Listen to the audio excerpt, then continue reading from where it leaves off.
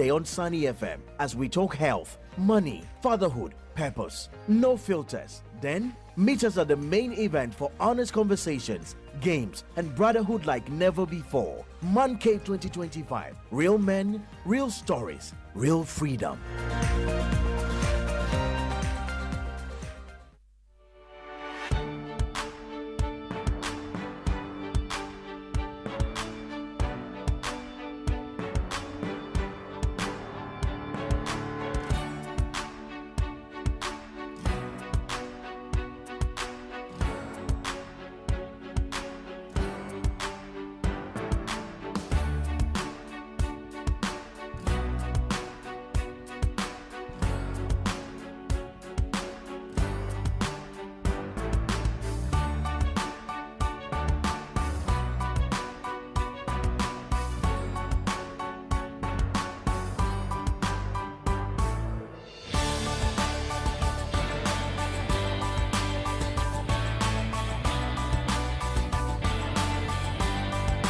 All right, we're just about to go into our first episode of our ManCode Series right here on the iMDRIVE. We've been speaking to Elder Amos about catching up with him and beginning the series with him. Good morning, Elder. Well, remember, you can join us. We're live on Facebook, also on YouTube. You can also watch us on Sunny TV. Join in. If you have any questions, you have any contributions, would love to hear from you this morning. It's the ManCode Series. I was telling Ajima, you should be here to start the ManCode Series, but we'll see how I can. Fitting well for the man. Elder, good morning. Welcome to the iMDRIVE. Morning, Jenny. Elder, how is it? Good. Grace has kept me. We thank God. And you look wonderful as always. It has. It's been months. I think this year, this will probably be the first. I feel sharper to everyone. I think over to you, Elder. Elder, you've traveled this journey with us since last year when we went all out for a series for fathers, for men. And this year we've invited you again. But what has been the experience right from last year? We continue with this series this year.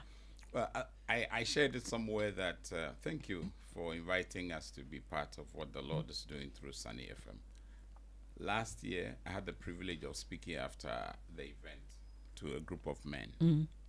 And I shared with them how the session with Uncle A.G. Crawford and myself with the men gave me an inkling into when men have a safe space, how they open up and show great vulnerability that can never be imagined by anyone. That's what I took home. That these men felt safe. Here we were, two males with them. Doors shut, windows shut, airtight. Yes, just as together. And as we shared experiences and stories, we related with each other's milestones and guideposts in life. And so they opened up. They were frank with each other. There was a lot of fun. So, hardly would you see men having fun in the way that we saw. And I recommended it to other persons that were in those meetings that we should consider creating a safer environment for men to talk, for men to show vulnerability and brotherhood and be there for each other. The accusations, the charges, the condemnation, the critique really, really, really needs to be abated. It pains me that you notice in the month of May, where we celebrate mothers, what you see is contrary to what you observe amongst fathers. For some reason, the young men in the studio are nodding their heads. Yes. So you see, as far back as April, you hear promotions, you see banners, you would hear all sorts of very nice complimentary things about mothers. Then suddenly when it's approaching Father's Day, there are other competing events that have been all tied to 15th of June, which saddens my heart, including one that I don't want to mention. It's too early in the morning. No violence. And it's sad. So it takes away any celebration of decent men, noble fathers, and great grandfathers. So it's as though when it gets to this, you don't talk about it. And that's why, for me, what Sunny does is heartwarming, refreshing, and I would always spare a moment to be there Thank you so much. when And I it was have great. life and health. Amen. And it was great having Elder and Reverend G. Crawford with us at the Man Cave. And it's coming on this year as well, 28th of June, is the last Saturday of this month at Alisa. We're looking forward to men coming around, having a safe space for their Man Cave conversations. There'll be male targeted vendors. There'll be some fun games, some recreational activities, of course, some good food. You know, you can go wrong with Alisa Hotel. But this morning, we're touching on today's father with Elder Amos. Elder, you know, we've been trying to get the fathers to call and share their most remarkable experience, but I'm realizing that may not happen. So we're going to change the strategy. But Elder, maybe you would tell me, before we get into today's topic, what has been your most rewarding experience as a father? Well, as a father, the most rewarding experience is to see your children work with you. In other words, they are cooperating with you to a place where you are seeking to form them as God has revealed to you. Because the injunction for parents is train up a child the way it should go, and when they are old, they will not depart from it. So I'm always encouraged to see my daughters, being a father of 2 daughters, but having several young boys as my mentees, I see them turning out positively towards the line that the Lord has revealed to me. And for me, that's the most remarkable experience. It's not paying bills, it's not buying things, because you can easily substitute yourself with presents, and that's not good. That's not good. Elder, how do you think fatherhood has evolved in recent years? And Well, I mean, the significant landmark changes in fatherhood was that yesterday's father was a breadwinner. Today's father is more than a breadwinner.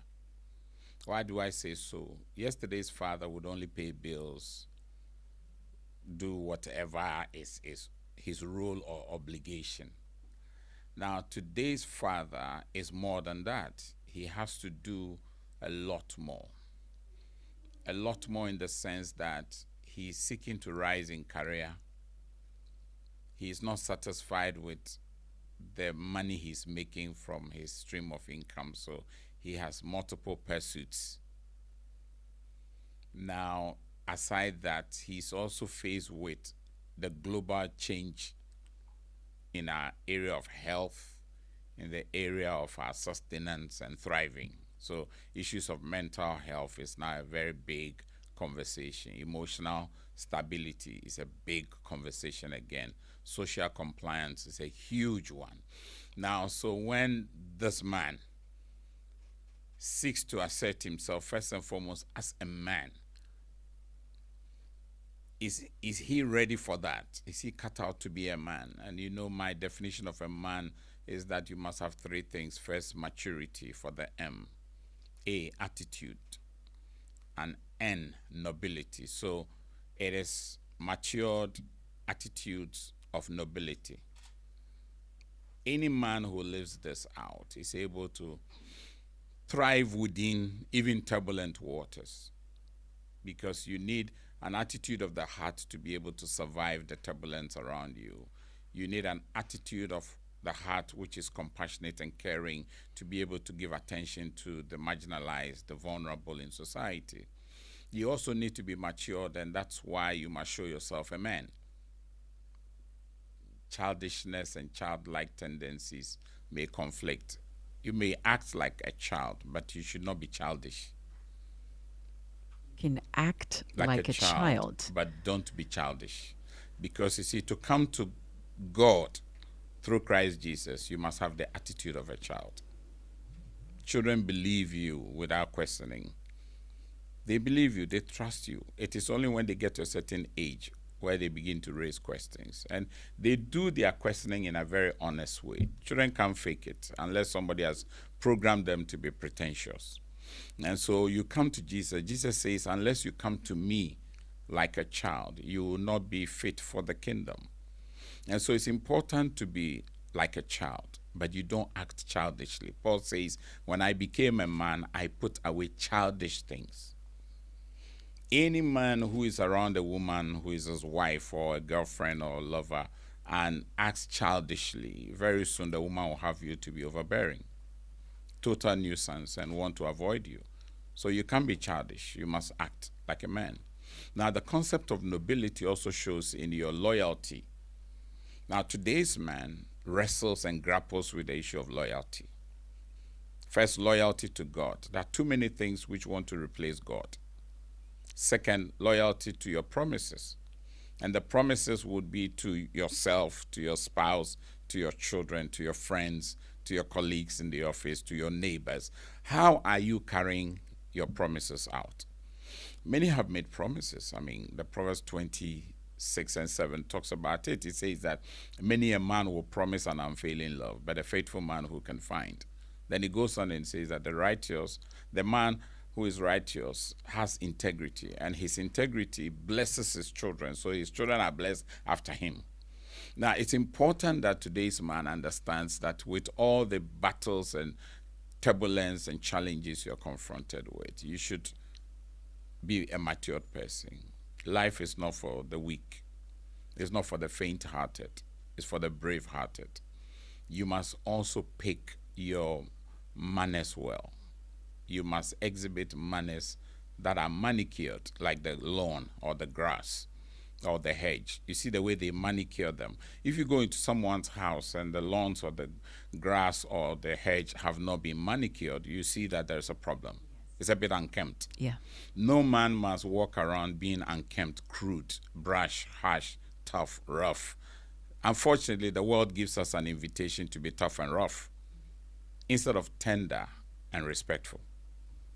So the man who is well-mannered is different. And it's important to keep nobility, abide by your promises. There may be hitches and glitches. There may be setbacks. Those should not be seen as a permanent situation. You must recover. That's called resilience. People think that resilience is a no difficulty situation. No. When we say somebody is resilient, they have the ability to bounce back. About 2 years ago, I was privileged to speak at the World Full Gospel Businessmen Regional Conference, and it was titled Glorious Comeback. You know, that glorious comeback or bounce back is something that every man must learn. You may have some setbacks, but don't resign your fate. It's important to accept your battles, accept your struggles, accept the weak links in your life, strengthen your weak knees and feeble hands, so that you'll be able to live your life the way God wants you to live. If you need help, this is where you stand in solidarity with other men. So Man Cave, for instance, is a place of solidarity and brotherhood where brothers lean on each other's shoulder, because we need that to be able to make it to the end. It is also a period where the individual who's striving for nobility, like the knighthood, the concept of knighthood. If you've read about the medieval times, you see how they prepared the way of the knight, and they had codes that they gave to the knights, and they had very strict codes. And if you subscribe to it, you must submit to it. And that is the element of two things: accountability and responsibility. Anyone who makes a promise will be called to account. When you are called on the day of accountability, there are two things that will come: reprimand or reward. If you are not accountable, you can't get reward or you can be reprimanded. And it's important to hold on to the second one, which is responsibility. You owe yourself a duty to be responsible to and for yourself. You can't blame others for what they have done, well or wrong, because sometimes that's the easy default. A guy goes to flirt around the lady, say, the way she dresses. Of course, the way she dresses impacts you, because men are visual in nature, and therefore how a woman typically visualizes herself before him impacts him. But you are responsible. Jesus says, if you see a woman, or he said, if you look at a woman. Which one did he say? He said, if you look at a woman with desire. So you can actually look at a woman without a desire. Yeah. And that one is your responsibility. So, Elder, the immature For man, M mature, A attitude, yeah. N nobility. Nobility. So this is our first episode of the ManCode series right here on the iMDRIVE, kickstarting with Elder Amos, Kevin-Annan. We're touching on today's father. You can join us live on Facebook, YouTube, and of course, Sunny TV. Elder, as you're speaking, you mentioned turbulence, you mentioned setbacks, which men and fathers could encounter. What are some of the biggest challenges that are facing fathers today, and how can they overcome them to build stronger? Well, the first challenge I see fathers face is the undermining of their essence. There are people who are working towards the extinction of fatherhood. They want to wipe away anything fatherhood. And you know what? And I'm going to be straightforward on this. When I hear people talk about patriarchy, people don't pay attention that a patriarch is a father. A matriarch is a mother. Why don't people bash matriarchs? But we take to ourselves an assault, an avalanche of attack on the concept of patriarchy. And for those of us who are Judeo-Christians, the patriarchs like Abraham, Isaac, Jacob, they are patriarchs. There is systematic work against patriarchs. So you don't see fathers, you don't see father figures, you don't see the celebration of fathers. In fact, they actually want to create a fatherlessness situation. So you look at the number of young boys and girls who are being raised without a father. And I said it somewhere, between vibrators and IVF is the wiping away of masculinity. Because those who go for IVFs and vibrators don't need a man. They just go to the bank and get inseminated. And some of it very unethical behaviors. I know people who are embryologists, and they share stories of persons who are in their field and the unethical things they're doing, where young boys from the universities are recruited and their semen is taken and they are paid and implanted into some women. It's terrible. The whole idea is this whole thing about I want a child, whether with a man or without a man, I want to have a child anywhere. Do you care about that child needing father input? Are you minded that the original design is that a father and mother raises a child? If there is a divorce situation, even there, the boy still needs a father figure. The girl needs a father figure as well. Also. Yeah. And I've mediated in cases between mothers and their children where the children are very angry and upset for not knowing who their father is. In fact, one guy pulled a gun on the mother and said, we'll blow the head, simply because he's been asking to see his father. And his grandmom had told him that your father is alive. And the mother is still obstructing his ability to see the father because she was hurt. Of course, she's hurt. And until the hurt is healed, she would obscure you from going to see your father. So there's this orchestration to wipe away fathers and father figures. Elder, what is this need in a child that can make them so restless when they don't know their father? Look, I'll read something which I brought. It's pathetic how people underestimate the power of fathers. Now, somebody like Barack Obama, when he was president of the United States, somewhere on the 20th of June, 2009, one of the things I admired about him, I don't like his politics and all his, sometimes the woke ideas he pushes, but I like his idea of being a father. And he held breakfast with fathers every Father's Day, which was commendable because a person is not outrightly negative. They have some good, they have some not so good. So I want to publicly state it because sometimes people listen to you and think, oh, he's your role model. No, not necessarily in every facet of what he does. Like Trump. I am a Trumper. Anybody who has followed me knows. Without apology. Without apology, but I don't subscribe to every language he uses. Yeah, we should be able to be bare and clear on these things. I agree. Now, he says something which I find very profound. He says, and I quote, "The vacuum created by the absence of my father is yet to be filled by society." Now, George Herbert says that one father is worth 1,000 teachers. One father. One father. The value of one father. In Akan, they have something they call a janum sunsum. Look, I've worked with young people for 36 years. When I see a young man, a young woman who does not have the bowels of compassion of mother, nor has been denied the soul of a father, you can see. It tells on them. The reason is that mothers actually shape our soft side. If you're looking at computers, the software and the hardware. Fathers do the hardware. So if you look at the way fathers handle their children, it's different from the way mothers handle children. Yeah, very tough.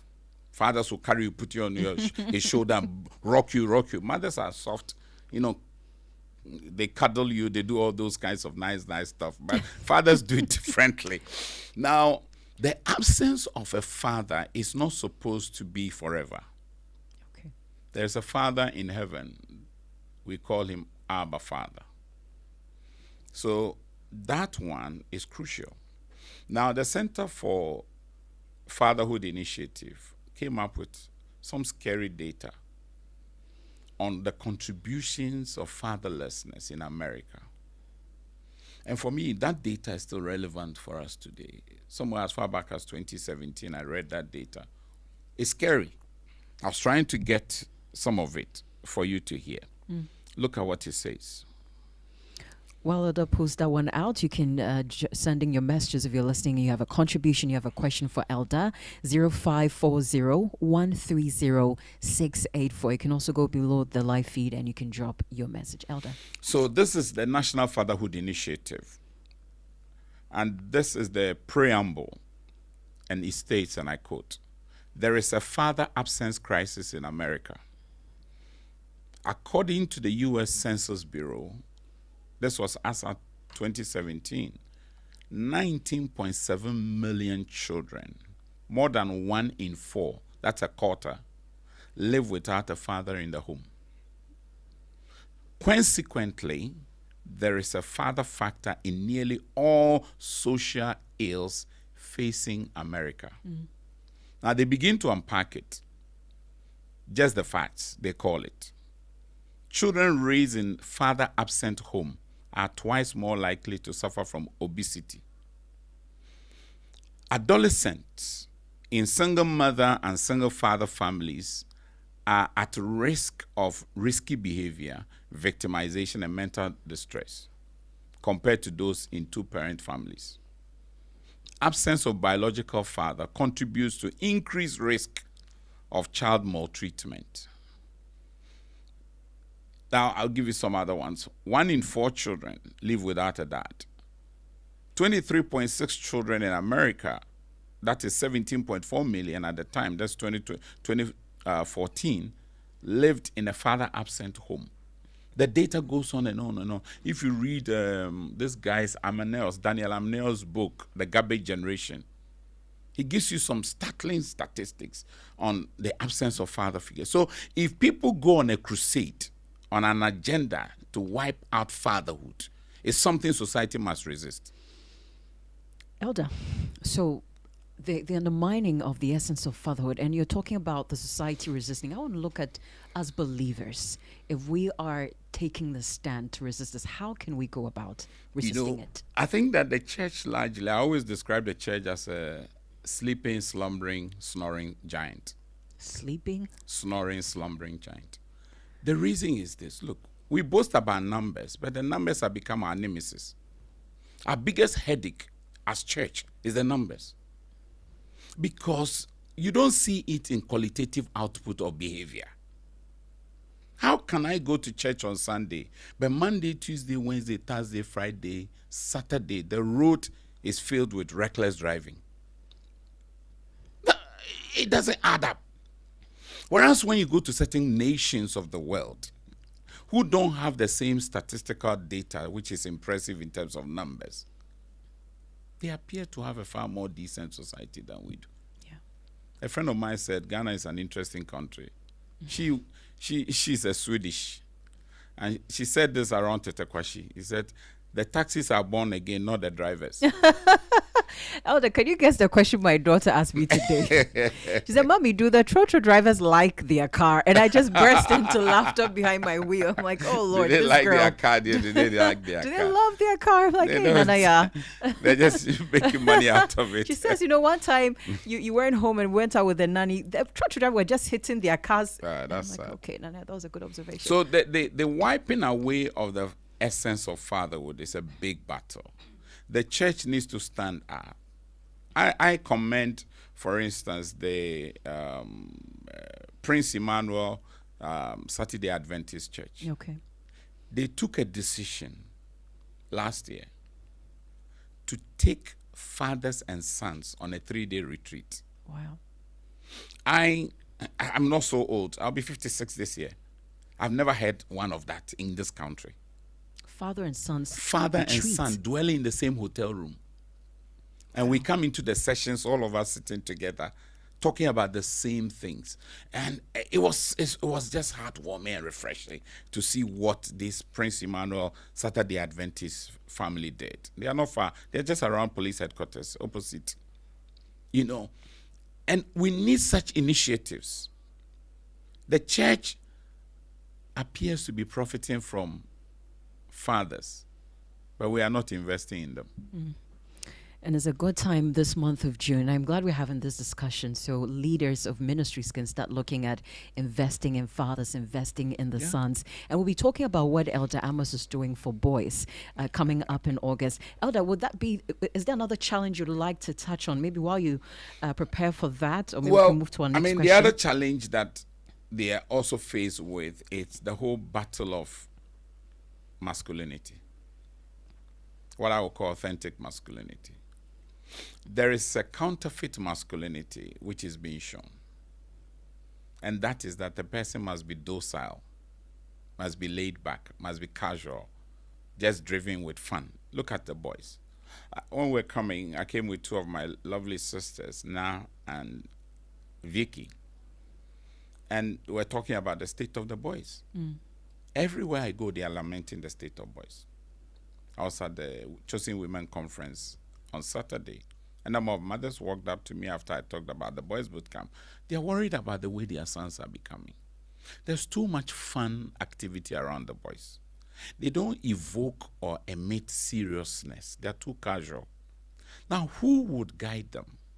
And this is also a major issue, masculinity and its formation through the years, the transitioning period. Because boys can only learn the rudiment of masculinity within the circle of men. Mothers may try to help them. Look, I doff off my heart for mothers who are playing the father-mother role. I respect them. Last year, for instance, we had about 10 mothers of that nature bring their sons to the camp, which I really commend them for that.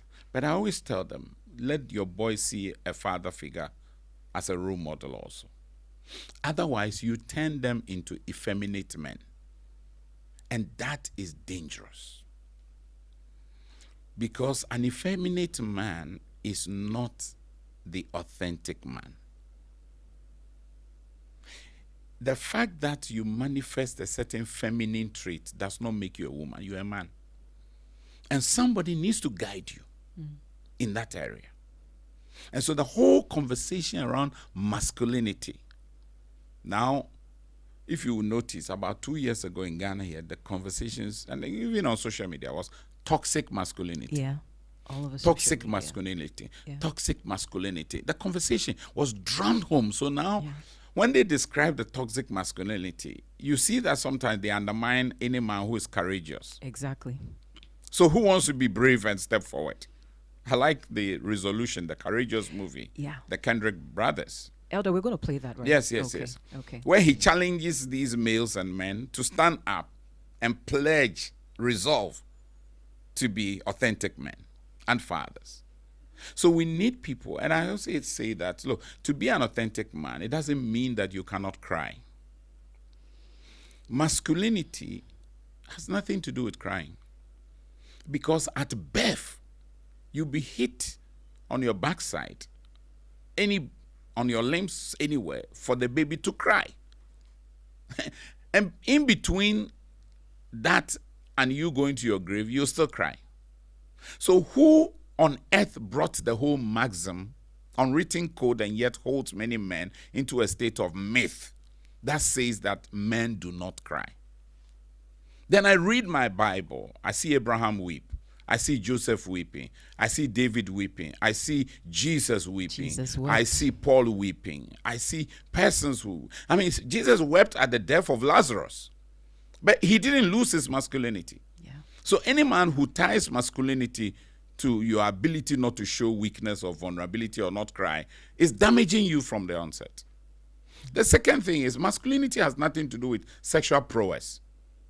Now everywhere, big, small, long, heavy, big, small, long, heavy, has to do with potency. So a lot of our men are actually taken to aphrodisiacs, introducing them to what the medics call priapism, where you have erection more than 24 hours and you have to be reversed by surgery.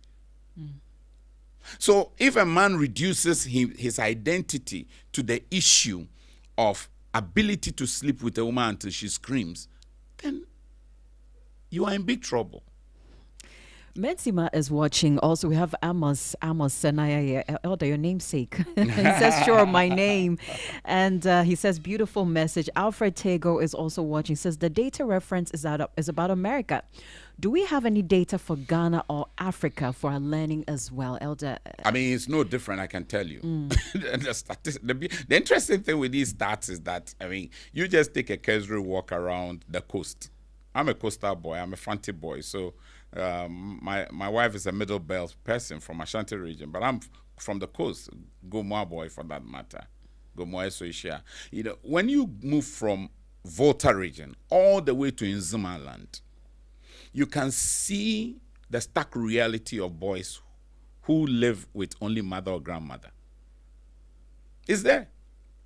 You actually even don't need the statistics. I just shared this to show you. Sometimes we say the best comes from the West, but look at it, the West is really coming. So it's important for us. The data is there. Ghana, we have our own headaches. Yeah. But I want to say that the data notwithstanding, they're very good fathers. Yeah. There are fathers who don't want to recycle the problems they went through their children. Yeah. And so they are doing all their best. And that ties into the next thing of fathers becoming providers and progenitors. A progenitor is one who produces after their kind. A provider is one who supplies to meet the needs of the child. There are some fathers who are being denied paternity. I shared a story this morning of a Cameroonian footballer who had suddenly discovered that the child in his life all these years apparently is not his child. And so that's a father who's been denied his fatherhood and been given paternity. To another. He's been denied the potential of paternity. And every father takes pride in being responsible for a pregnancy. That's a beautiful thing. If you study the Jewish people, they have to raise a child into a place they call Mengt. And that Mengt is MENSCH. Now, the Mengt there is a noble person, a person of character, a person who has admirable traits. So to take a child and groom them to that, the Jewish father took pride in being responsible for a pregnancy, being responsible for the one giving a child a name, being responsible for the nurturing of the child, actually being responsible for giving their child a vocation and skills for life, and setting him up for success in his marriage. And he does same for the daughter. Now, when a father is denied this, it's harrowing. Yeah. And there have been contests in terms of pregnancy is yours, it's not yours, pregnancy is yours. A lot of those men are really under weight of pain and hurt. Some are also living in the state of mistrust and suspicion because your paternity is actually in doubt. We have Mr. Honia for listening in. And hey, Mickey. He has a quote for you. Your quote says, the church appears to be profiting from fathers but not investing in them. Amos Kevin-Annan, AD 2025. Good morning, my brother. Mr. Michael Oheniefa. Elder, can we talk about values? Values, the yes. important qualities of values that you believe that fathers need to pass on to their children. We're talking about the Jewish fathers making sure that they're securing a vocation for their child, nurturing them to the point of even preparing them for marriage. Let's talk about values that fathers need to pass on to their children. You know, I talked about the way of the knights, for instance. Knighthood in the medieval times was the passing on of a code of values, of honor. Now, these values are things that are there to be celebrated and to be handed to the next generation. So we're not talking about vices, which is the opposite of these values. Others use words. In the church, we use words like virtues, which will be the opposite of vices as well.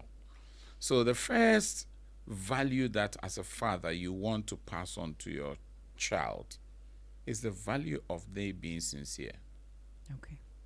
Sincerity is very important. In sincerity is integrity. A person who is sincere is honest. So there's honesty also there, which shows. Now, the person doesn't have to put up a front, fake it, pretend to be what they are not. See how many young boys are pretentious. He doesn't have money.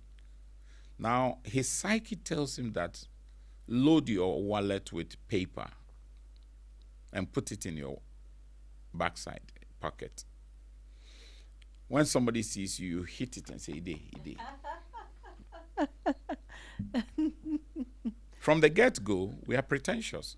So that's why the father needs to model honesty. The second one is compassionate courage. I combine the two because sometimes people who are courageous appear not to be compassionate. So we need that compassionate courage as a value system. Nelson Mandela made a profound statement. He says, as a man, you show leadership in front when there's threat, but you show leadership behind when things are settled. So the father needs care to be behind, to be gracious and not be overbearing a weight. But he also needs courage to be in the front lines of battle and then be able to respond to the danger, the threat, and the insecurity that is coming. That's also, we need to inculcate courage and compassion in the hearts of these boys. It's something we must transmit naturally. They must look up to us to learn the way of the courageous. That's where things like Braveheart, John Eldridge's writings, for instance, The Way of the Wild at Heart, very powerful and profound. Now, the third thing I would talk about has to do with a sense of humanity and dignity.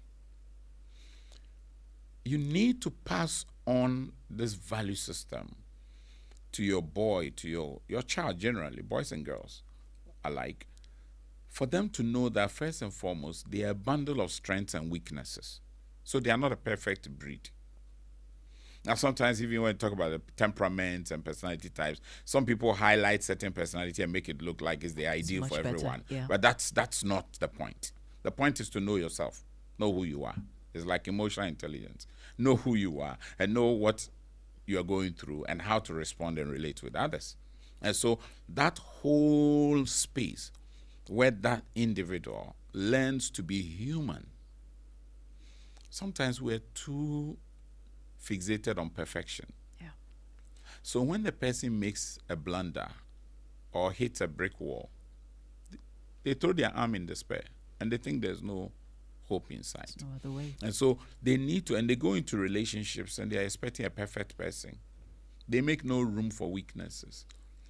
I mean, today they say the room for improvement or growth areas, whatever it is, but it's still weakness anyway.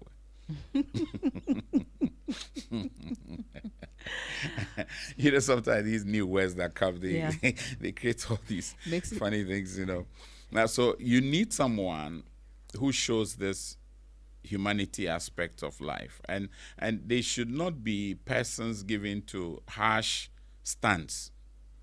where they cannot change, they cannot shift position. They must be a little more laid back on themselves in this matter. Then also the virtue of hard work. Hard work. There is dignity in labor, you know. So if you have humanity and you are pursuing dignity, where you carry yourself as a decent, noble person, one of the things that shows is hard work. Hard work is not crude work. Sometimes we think crudity is hard work. No, there are things that you can automate. You don't have to be driven by brawn. No, it's not about muscles. It's also sometimes technical. It's brain work. There are things you can do seamlessly with automation. And so when we talk about hard work, we are talking about people who labor. Mm-hmm. They are willing to work. They are willing to bend the midnight candle. They are well ready to stay up late, sometimes rise up early, not to take the convenient path, but to take the path that others will not want to go. You know, you don't see hard work and run away. Thomas Edison, he says, opportunity comes and it is dressed in overalls, and many avoid it because it looks like hard work. Young men should be made to pursue hard work. This easy does it, easy road to nowhere is a threat. Look at the state of gambling amongst our young people. I heard the harrowing story of a young man, a corporate guy, who went to bet with his Range Rover and lost it. Wow! I mean, how can you go and put Range Rover and lose it? This is somebody's dream car. Yeah. I've heard of corporate young men who are getting into indebtedness because of gambling, because it's a maladaptive behavior. Yeah. Now, our young men must be taught that there is dignity in labor. Hard work. Do the hard work. Learn to sacrifice. Learn to burn a little candle in the night, because nothing comes by easy unless it is pursued by effort. No, so they need that. Also, a virtue like networking. That's one, Elder. Comradeship, friendship. Brotherhood. You know, sometimes the word brotherhood has a certain connotation which is very... I mean, if you grew up watching too much Nigerian movies at the time, I mean, anytime you heard brotherhood, it sounds really scary. Yeah, brotherhood. Always in red and black. Hey, you see, but that's not the kind of brotherhood we are talking about. We're not talking about going to do some subterranean activities, get into some esoteric behavior. Yeah. No, we're talking about brotherhood in terms of comradeship. Yeah. We are in the same boat sailing together, and therefore we can identify with each other's struggle. You know, I watched an Olympic sports where the guy was running the marathon, was about to finish, and he pulled a hamstring. And he was standing wailing, crying. His father was sitting in the audience and ran onto the field, something that was not to be done, and told his son, lean on my shoulder. And his son said, no, Dad, I won't do it. I want to do it by myself. The father said, no, you won't. Lean on my shoulder. And finally, he gave in. Lean on his father's shoulder. It's beautiful, scene of finishing a race, where this young man leaning on his father breast the tape. John Aquari's story. John Aquari, for instance, a Tanzanian Olympian, very well-respected public speaker, in his space. He went for Olympics again.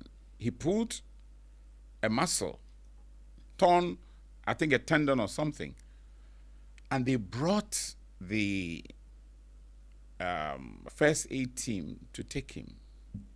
He looked at his situation and says, no, I would like to limp to close. Over an hour or so, where the last person presumably had come to cross, they were waiting for him. I think it was in Mexico, 88 or so. John Aquari, with a vehicle behind him, the motorcade and all that, following him. And he was limping. And then he breast the tape. After 1 hour of the first person. but the stadium waited for him. They did. Now, for those brothers who are down there and you don't have somebody to help you, rise up and limp. If you don't have a shoulder to lean on, I'm here to encourage you as a brother. Sometimes being a man is a lonely walk. You don't know who to talk to. You don't know where it is safe to open up. You don't know who will take your story and use it as a sledgehammer against you. And sometimes, some women have done it against their husbands. They shared a certain weakness, a certain mistake, a certain sin, a certain flaw, a certain struggle. And repeatedly, it is thrown at them in diatribes. If you're a brother like that, watch John Aquari's video and be inspired that you can be the limping man. No demeaning connotation to anybody who may have limp challenge. No, far from that. But he limped his way to finish. Like David, some men who are having no one to talk to should rise up and limp. And the world will celebrate you. You know what happened at this Olympics? No. John Aquari received stadium standing ovation, which the first runner never got. So sometimes the world is waiting to see which men have been broken, which men have been hurt, which men are described as dysfunctional, which men have been written off, which men have been seen as of no use to society. And they are watching you and how you finish. To see if you will rise. And see if you rise when you fall. I like Micah. He says, rejoice not against me, O my enemy, for when I fall, I shall rise. He says, when I sit in darkness, the Lord shall be my light. And so I want to encourage those men. You may be struggling all by yourself, but struggle is part of being a man. We've got to learn how to struggle. It's a virtue we must teach our boys. That you see, there's no easy road anywhere. I remember O-level, one of our English teachers, he would stand there and say, may your road be rough. And says, I'm not cursing you. I'm just telling you what is ahead. What's ahead. So that you toughen yourself and prepare yourself for it. You know, Mr. Adeka, he was our English teacher. And he would just stand there and say, may your road be rough. Apparently it was a poem. Later I found that it was a poem. Now, every father must tell his son that there's no smooth road anywhere. Okay. And they must develop the virtue of saying that the times may be tough, the times may be turbulent, the terrain will be a tempest, but I would want to be a survivor. When you see people who are survivors, they have scars. They do. Some men have failed woefully. Some men have disappointed themselves and disappointed the people who look up to them. Some men started very well, but they look not too well. I want to encourage each one. Let's teach our sons and daughters the virtue of being a survivor. We have a message that says, unfortunately today, by the time you finish watching football match with your child, you would have introduced him to at least 5 different betting games. This child might grow to think that betting is a normal life. God help today's parents. I mean, we grew up watching men around Bubra. Yeah. And we thought that the definition of being a man is one who sits with the bottles around other guys, and women are throwing their weight on him and throwing their hair and silky hair and whatever hair, whichever category or type, and we will say, this is a man. I mean, my father gave me a book, The Adventure of Mr. Bediako. I'll recommend it to every young man out there. Look for it, The Adventure of Mr. Bediako. It's 20 minutes past 9. Our time is fast spent, but Elder has his Brave Boys boot camp coming up that we'd love to hear about. But Elder, would you like for us to share the Courageous video before we go into okay, why the don't Brave you share Boys that? boot camp? Let's play. Gentlemen, let's are we ready play to that. share it? The video. Yes. So that was a Courageous Resolution ceremony you wanted to share. I have the resolution here. Yeah. I remember picking up a copy for my husband. I think that was last Mobilizing year. Males. Mobilizing Males. Yes. So I think we're just Ever making since sure. I watched it, I've adapted it. So I just want to get the cue from the TV team that we're good to show. Yeah. So while you're listening on the radio, you can also watch. So God willing, tomorrow we'll also be joined by, we'll be having our second episode of the ManCode Series. But remember that the Man Cave Fest grants you that safe space as a man to hang out with like-minded. And we bring some more details about Man Cave Fest, but know that it's scheduled for the 28th of June, Saturday. It will be at Alisa Hotel. So here's, Elda, you want to give a little brief view? I can go ahead to Which share one? it. The video host, The Courageous. You can go ahead to share it. The Courageous is from the movie Courageous. Okay. And those of you, the Kendrick brothers are doing great. Yeah. One of their recent releases is The Forge. In fact, this year, I had the privilege of getting the hint of it being outdoored last year, being premiered. So I ordered for the curriculum. It's not just a movie. It's a whole curriculum. Wow. So I have the curriculum, which I brought from the U.S., and that's what we're using this year at our Brave Boys Bootcamp. So stay with us. We'll be back to find out more about the Brave Boys Bootcamp, BBB. Yeah. Stay with us right here 3BC. on the 3BC. Stay with us right here on the iMDRIVE. I want to know what God expects of me as a father. Yeah, there is so much in Scripture about being a father. I'm accepting the fact I have to learn how to do the hard things. And we are inviting any man whose heart is willing and courageous to join us in this resolution. That resolution hit me right between the eyes. If you're gonna do this, then do it right. Are you ready to make this commitment before God and your family? Yes, I am. I, Nathan Hayes, do solemnly resolve before God. I will walk in integrity as a man answerable to God. I will seek to honor God, obey His word, and do His will. As for me and my house, we will serve the Lord.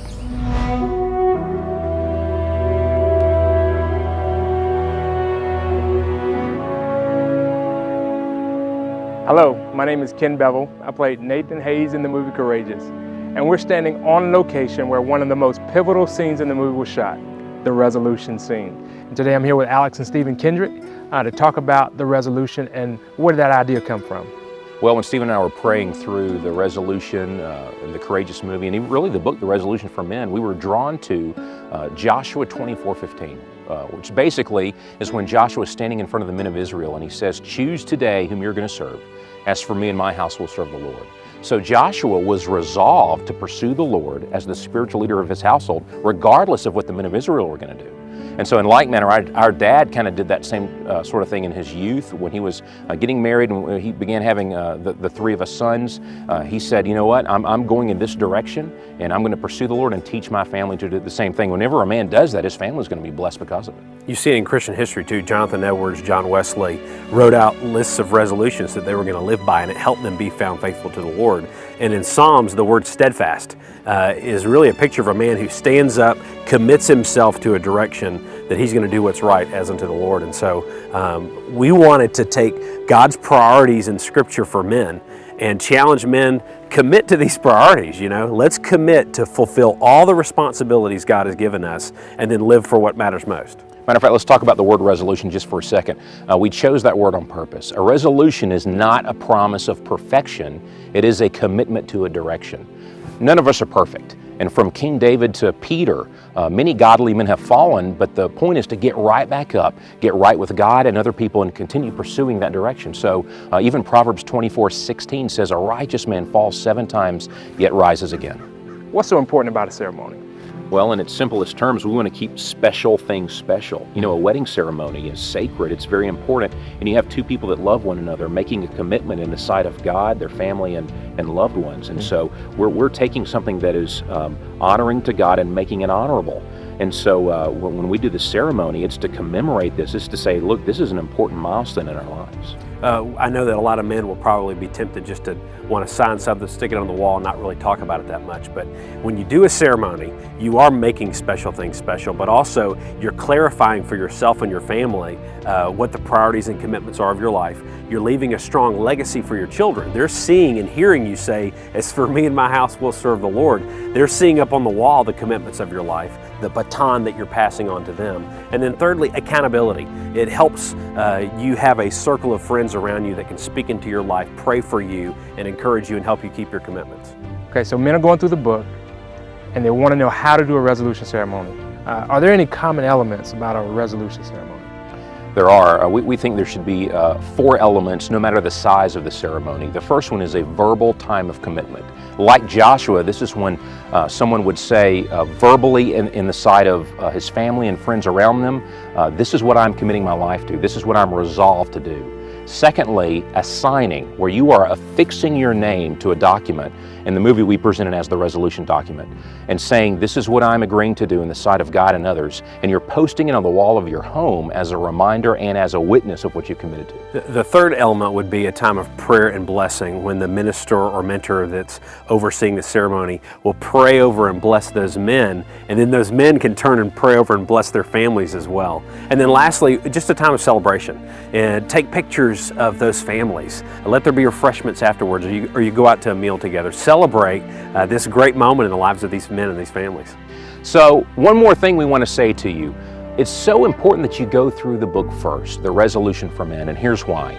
Each of the resolution points is unpacked in the book. We pulled all of this from God's Word. It is not original with us. And so when you see it fleshed out, it gives you a better image for what it's supposed to look like to live according to these resolutions. So remember, when you do your ceremony, be creative with it. You know, depending on the size of your group and the location you're doing this at, we encourage you to be creative, but please include the verbal time of commitment, a signing, prayer and blessing, and finally a celebration. So we want to encourage you to seek the Lord in prayer and ask Him to give you His ideas for your context and the group of people that you work with. And let's help leave a new legacy for this next generation of faithfulness to God, of faithfulness to our wives and faithfulness to our children. And when men commit to live for what matters most, it will change the world for Christ. God bless you.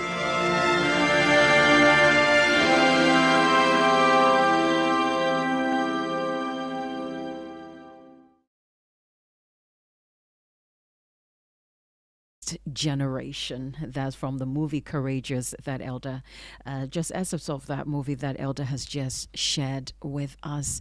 Elder, the 3 BCs coming up. We have just about a few minutes to wrap up, but for a long time, people people have complained to me about boys and what they are turning out to be. Especially when one of my friends asked me, Elder, which boys are going to play with your daughters? Yeah. Which boys will settle in marriage with your daughters? And the second question was, who is raising them? Where are they now? Yeah. And with what kind of values? It really set me thinking, even though in 2015 we started mobilizing males, where my brother and friend Michael Ohinefa has had the privilege of addressing us a couple of times. Now, last year, as you may well know, I was the director for spiritual and social development at Ghana Christian High. So it brought me closer to boys again. Then we introduced the Boys Boot Camp at the time. But this year we have rechristened it to Brave Boys Boot Camp, because as of February, I had parted company with Christian High.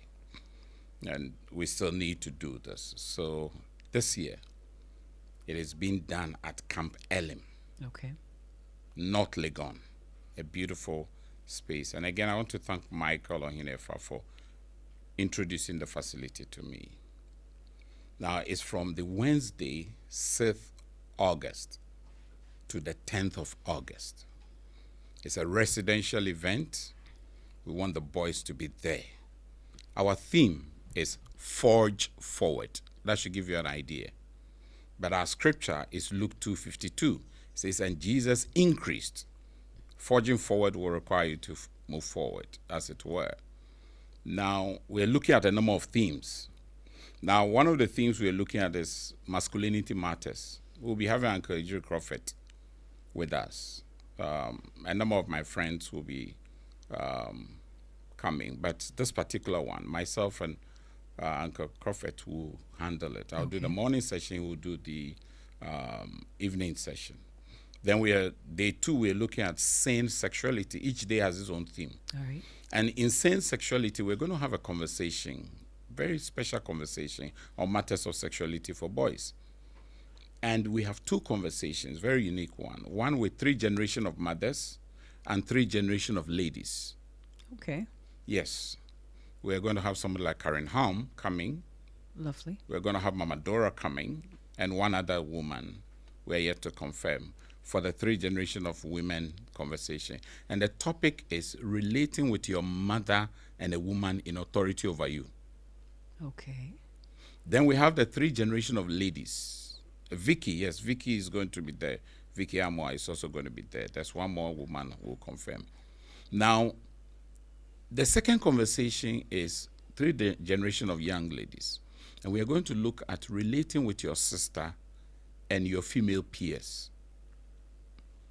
And this, again, will have young ladies sitting there to talk to these boys about how they must go about their relationships with them, whether in the classroom, at home, or in the society. I like this. Then on the third day, we are looking at sound spirituality. So the focus then is really spirituality, spiritual issues, how to do a Bible study, quiet time. We have Teens Aloud coming.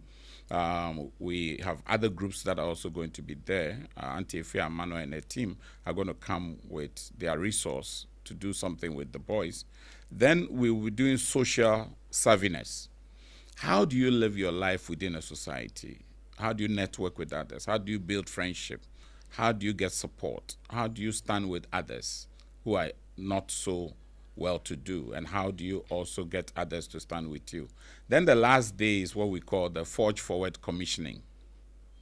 The Forge Forward Commissioning is a moment where I give you the big one. Yes, that big the one, resolution. that resolution is for the fathers. Okay. Then this is for the boys. All right. The boys have what we call my chastity commitment. Okay. And I'll just run you through the words of the chastity commitment. It says, I make a commitment to God, to my parents, to myself, to my future wife and future children. From this day that, with God's grace and guidance, I will stay sexually pure by taking responsibility for my thoughts, choices, and decisions, by practicing the virtues of chastity and keeping my nobility as a maturing boy until the day I enter holy matrimony. So you sign, and your mother signs as a witness. If your mother is unavailable, your guardian. If your guardian is unavailable, your sister, because we want females to do that. Any reason If why? grandmom, yes, because the father is signing his own, which will be witnessed by the wife. Okay. I get it. Or daughter, Okay. if it applies. So we want somebody to hold you accountable. So these boys have this nicely designed pouch, Booklets. and you keep it in. It's an insert, and you have it with you. You place it somewhere you can see Every day. daily. Yeah. It's important. And we would have what we call out of camp experience. One of the days will be out for adventure. This is going to be quite a packed one. Yes, the it Brave is. Boys Boot Camp. So, Elder, Wednesday, 6th of August to Sunday, the 10th of August at Camp Elim. How do parents register, sign Now, up their children? if you want to register, the camp commandant is Fifi. He's called Fifi, and his number is 0245. Well, I think the numbers are there. You can mention it. Sure, The 0245 two numbers there, yeah. 396 719 0245 396 719 to find out more about the Brave Boys Boot Camp. To register, you can also call 020 936 9199. Elder, what was the cost per Now, head? as 3,000 cities. Okay. Alternatively, what you can do is to, and it's full board. I mean, thankfully, the rooms are all air conditioned. Okay. You have your private washrooms and bathhouses. So it's great. It's not like a school environment. This one is like a hotel. Okay.